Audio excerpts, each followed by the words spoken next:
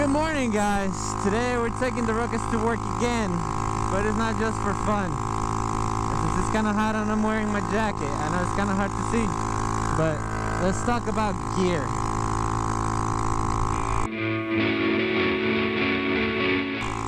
Welcome to my channel, guys. If this is the first time you're here, welcome. If it's not, welcome back. So why am I on the ruckus today? I know it's still kind of iffy, but yesterday on my way home from work, the clutch of the Fiesta just kind of took a dump. It literally just stuck in all the way, and it just was not much fun. Like, no matter what gear I started changing, the clutch itself just didn't want to come back out. It didn't bounce back at all. Like, you just like push it all the way in and it just stay there. So I didn't really feel safe driving that today. So here we are on the ruckus. Why are we gonna talk about gear today? I mean, it's probably like 80 degrees here in Houston, humid as can be. I feel like I'm almost swimming. But on longer rides, I still wear my jacket, and I guess you can't really see them, but I'm wearing my boots, my gloves obviously. But it's weird because like I'm really not going fast, and I've gotten made fun of before because I wear like my jacket whenever I'm like actually riding for a while. But a lot of accidents that happen with motorcycles aren't even going fast. Like, you could be going good and somebody just stops really fast in front of you, or just cuts you off, or doesn't see you and straight up just like almost T-modes you. But what I feel like it's a big issue for me is the fact that I've fallen on the ruckus before. When I lived in West Texas, I mean, it's pretty much the middle of the desert, so there's dirt everywhere. And I learned this the hard way, but because the ruckus is so, I guess, nimble, like I used to just turn super fast and keep on going. That was before the swap. But there was an accumulation of dirt on the right side of the road that I was turning into, and I was like on the turning lane and like a two-way highway, or I guess a wider road, and I didn't really, I guess, think about the dirt, but I just went over there. There was a little small room for me to go, but the rear tire just caught onto that dirt, lost all traction, and swung over from under me. And it was pretty scary, not gonna lie, because at the moment, I mean, I slid. I was wearing my jacket, like there was like some dirt on it. I hit my head on the ground, but if I wouldn't have been wearing gear, that would have been horrible. Like, my whole left arm would have been completely scraped, and like I would have hit my head, like straight up would have hit my head.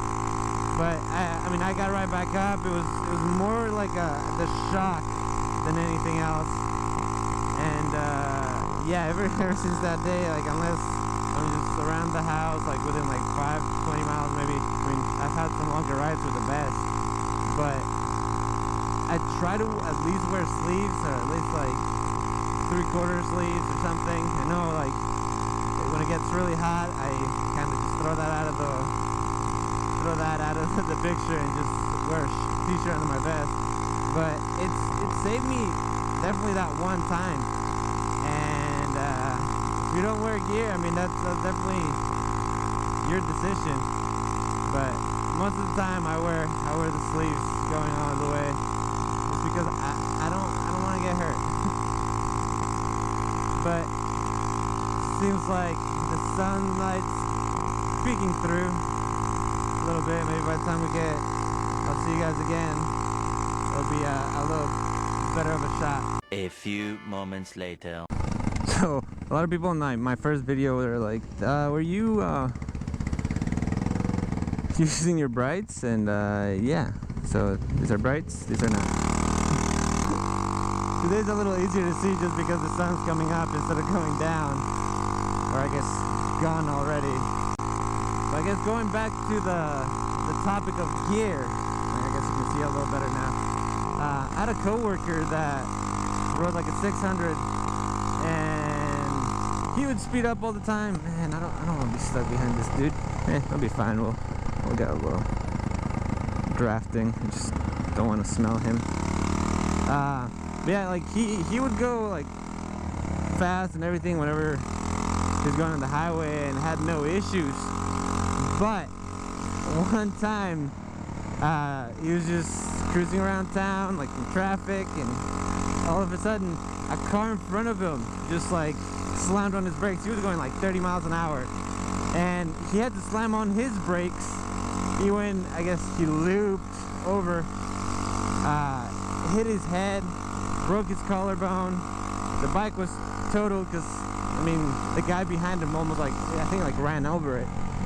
But it's one of those things that you never know when that's gonna happen. Like you don't plan to get in an accident, but when it happens, you want to make sure that like you're mitigating that risk. Sometimes I feel like what I wear on the Ruckus is a little overkill, but seeing as cars don't really look for motorcycles, and mopeds are even smaller, lower, and sometimes not as loud. But it's hard to see motorcycles. I mean, I'm guilty of it even now that I ride a two-wheel motorized vehicle. Like, so that's probably the best way to call a Ruckus without people being like, it's not a motorcycle, or like something's like a moped. Those don't have pedals. So let's just say two-wheel motorized vehicle. But yeah, like I have issues like seeing people when they're not in a car, and I've gotten a lot better at it just because I've been on the other side of things. But if you think about it, people aren't really looking for you. They're in their little cocoon, their little cage, as motorcycle riders call it. But they're really not paying attention. I mean, when you get in the car, most of the time you're just kind of in autopilot. You're like, I'm going from home to work, from work to home, and you just kind of autopilot you where you work. Like when today and like the other day I rode the Ruckus to work, I had to take a different route, so I wasn't too much an autopilot, and I was kind of more trying to figure out, making sure like the GPS was good and I was following it, and if there are any streets with a little higher speed limit than I was okay with going, that like I was able to go the other way. Just make sure you're being seen, that like you stay pretty close to the mirrors of the guy in front of you. Like it's a lot easier for the guy in front of you to see you if you're almost directly in front of his rear mirror. Also, try to stay away from the middle of the road, just because that's usually where like oil spots are, and slipping on those is no fun. But yeah, it's just kind of like, be cautious, make sure you're seen, make sure your road rage isn't showing too much. And I got road rage every now and then, but it's a lot easier to get hurt when you're on a motorcycle than in a car. Like, yes, a lot of bigger motorcycles have the power to go faster than a car really quickly, but that car touches you and it's like game over. Alright guys, so overall I say it took me about maybe 10 more minutes to get to this spot than I usually do. I usually take the highway, so it's obviously a lot faster, but as long as the Ruckus is reliable, it's not really an issue. I mean, 10 minutes give or take, it's really not too bad. But with that being said, guys, I'm almost to work. The Ruckus has behaved, and if you like the fact that I was kind of talking a little bit about safety, it's a little, I guess, something different that I'm kind of really into, just because I don't want to get run over. But yeah, guys, if you like what you saw, please give it a thumbs up. If you are interested in seeing more from my channel, go ahead and subscribe. I do try to do videos every week, mostly about Tag Thursday, which is a forum game. So if you're interested in that, go ahead and hit the bell so you know every time I go ahead and post a video. And until next time, guys, keep causing a ruckus. Spaz out. Later.